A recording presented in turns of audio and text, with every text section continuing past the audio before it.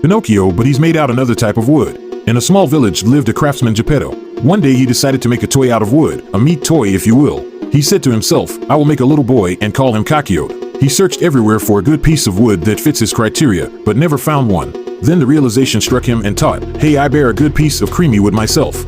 After examining his meaty wood, porky, veiny sword, he began taking the skin off of it and store it for later. He worked tirelessly for many hours, and finally, his hard work paid off. He carved a beautiful meaty boy out of his beautiful skin flute meat and he named it Caccio. The blue fairy was furiously creaming by his window, and some kind of erotic voyeur shit and heard Geppetto, decided to grant him his wish and made Caccio come to life. As time flew, Pinocchio and Daddy Geppetto grew fond of each other and started enjoying each other's company. Geppetto would slowly and lovingly caress Caccio back of the head, missing his second head, and Caccio would turn veiny and cream out his nose. Caccio wished with all his heart to go to school, but sadly, Daddy Geppetto did not have enough money to send him to school. Village sex work didn't bring that much profit in, so he sold his coat for some money to a customer. He then called Caccio over, gave him the money to buy some books, R-rated toys, lube, schlong balance, and books for the girls, and asked him to go straight to school and not roam around. He advised not stealing any of his clients or he will never stroke him again.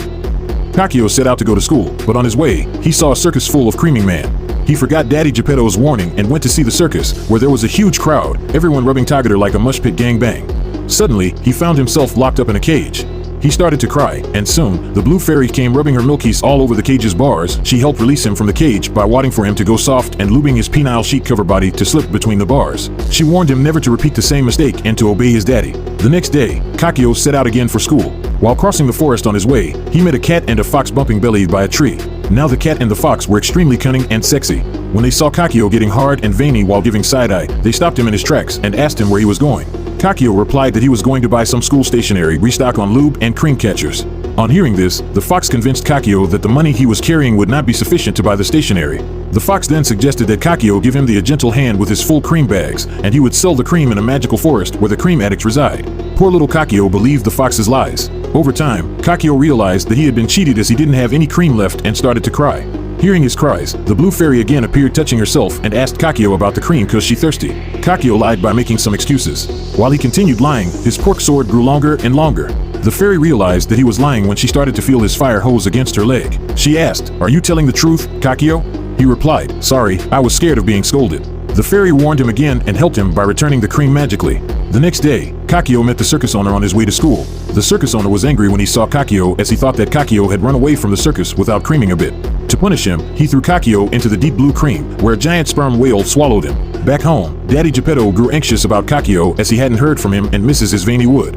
He searched everywhere until a fisherman said that he saw an intermittent organ puppet boy being thrown into the cream sea. Hearing this, Geppetto went to the cream sea and was immediately swallowed by the same giant sperm whale. When Daddy Geppetto and Caccio saw each other, they ran and hugged each other and started crying. Geppetto got his hands on the erected puppet and started stroking. Caccio moaned as a cream tear came out his creamy eyes. Caccio promised his father he would change, be better, and obey him. Hearing them cry, the lustful-ass blue fairy, of course she was flicking the shit out of her pair of curtains nearby. Looking at the sperm whale, she felt some kind of way and began massage its giant harpoon. The sperm whale moaned and did what it did best, creamed. The blue fairy moved quickly to have a taste while it's fresh. While tasting the creamy goodness, she saw some bodies floating. They were Caccio and Daddy Geppetto.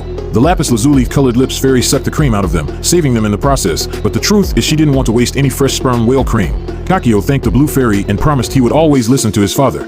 The fairy didn't hear any of that shit, but being in her cream craze granted him his wish to be a real human boy. From that day onwards, Daddy Geppetto cried over his lost phallus, and Caccio lived happily ever after feeling the pleasure of a real baloney pony. His dream came true by the power of creaming, like my will when you like and follow.